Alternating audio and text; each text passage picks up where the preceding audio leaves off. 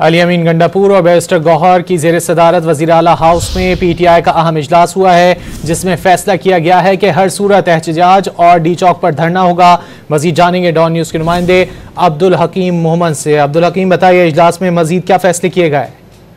ये जी बिल्कुल, वज़ीर आला हाउस में अली अमीन गंडापुर, बैरिस्टर गौहर और दीगर कायदीन का एक अहम इजलास हुआ है, जिसमें ये फैसला किया गया है कि एहतजाज हर सूरत होगा और डी चौक पर धरना दिया जाएगा।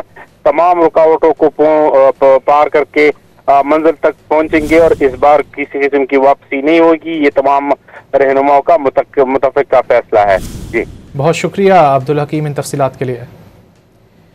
हर सूरत एहतजाज और डी चौक पर धरना होगा। PTI के इजलास में ये फैसला किया गया है। वज़ीर आला हाउस में इजलास से अली अमीन गंडापुर और बैरिस्टर गौहर ने खिताब किया। तमाम रुकावटें पार करके मंजिल पर पहुंचेंगे। PTI रहनुमाओं का यह अज़्म है, इस बार कामयाबी के बगैर वापसी नहीं होगी। इजलास में ये मुतफ़िक़ा फैसला किया गया।